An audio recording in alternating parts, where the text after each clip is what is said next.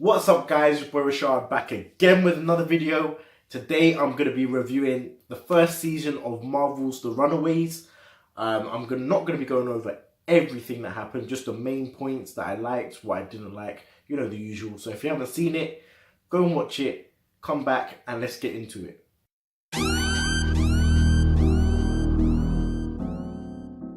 Now, I would like to point out that firstly, I have not read the comics. I know very little about the Runaways and their backstory, that sort of thing.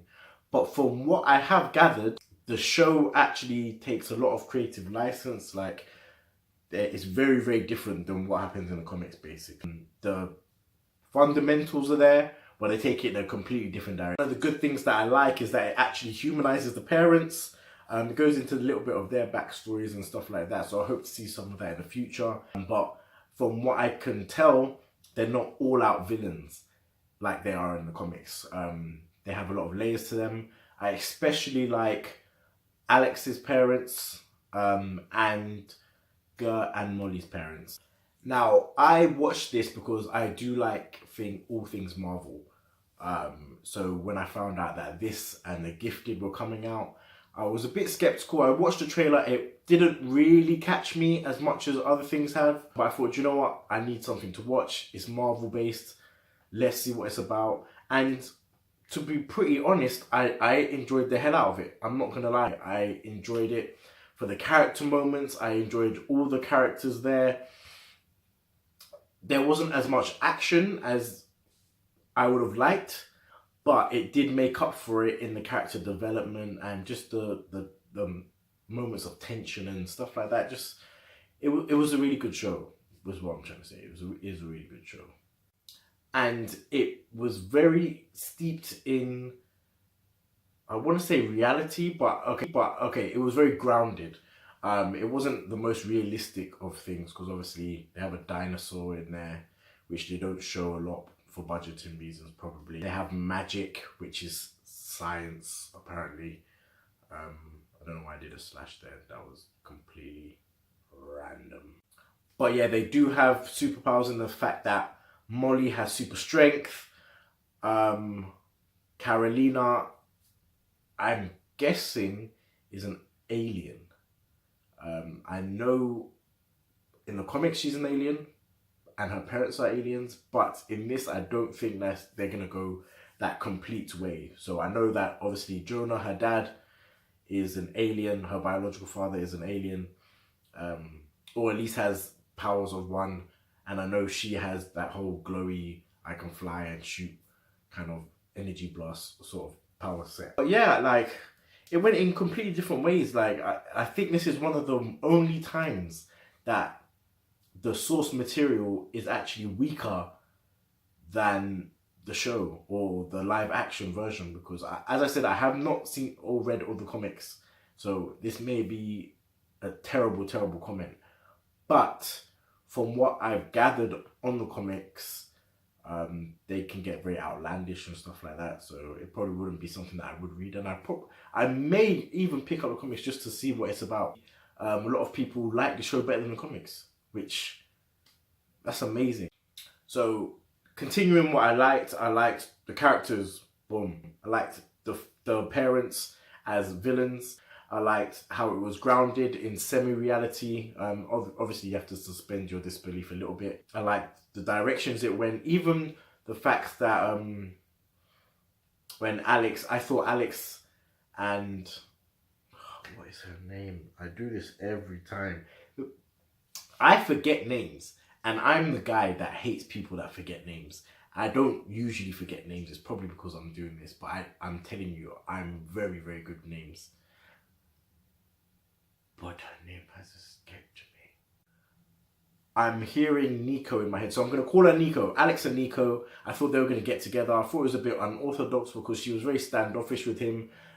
He found out, obviously, well, she found out that he knew a lot more about her sister's death than he was letting on, which kind of drove them apart. And now she's into Carolina, which was a bit iffy. I like Gert's character, her wittiness and stuff. The fact that her and Chase hooked up and he actually is into her and she didn't think he would be, that was great. Molly is probably one of the best characters one of my favorite, I would say, just because she just says how it is, and she's younger, so she's a lot more innocent and a lot more naive and stuff like that. So you can go a long way with her. Her power set fluctuates because sometimes she can lift certain things and then conks out completely, or sometimes she just gets a little bit tired. In one of the final battles, she pushed a truck and didn't fall asleep at all, so maybe she's getting more powerful. I like that there's a lot of unanswered questions about where Jonah comes from, what's underneath the school that they're building, how they founded the Gaborim church, where Carolina's parables come from. Just a load of questions that I want to see answered, which is why I'm excited for season 2. I didn't like the fact that even though it's supposed to be set in the MCU, or at least in the Marvel universe, they haven't made any sort of references or anything like that, which I hope they do correct in season 2. Yeah, I think that's all I didn't like. That it didn't make enough references to MCU for me to feel that it was connected enough. I wish the parents had a little bit more screen time and a little bit more flashbacks and stuff like that, but maybe that's something that they're leaving for season 2. The standout episodes were the actual superhero moments. So obviously when they were facing off against Alex's dad's brother, cousin, nemesis, that guy. And they all used their powers. The main battle when they faced off against their parents, where their parents found out that they knew everything and they all powered up and they were in the line, that gave me like Avengers feelings. When Chase nearly got killed by his dad and Molly got sent away, that acting was on point. I can't stress enough. That episode was so enjoyable, and the next couple episodes after that was just like tense. Like, it was crazy. And then at the end, let's talk about the ending. Let's just talk about the ending.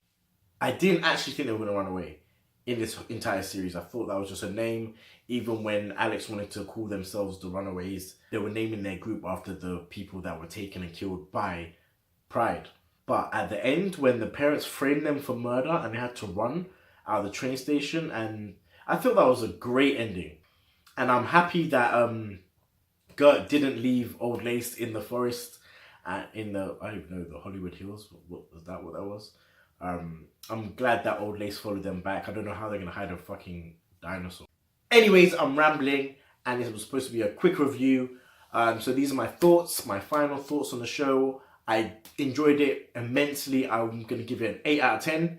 And I'm just happy that we live in an age where Marvel properties are being, like, they have a spotlight on them now. They can choose outlandish superheroes like the Runaways and give them their own TV show that flourishes. Like, this could have gone really badly, and it didn't, for me.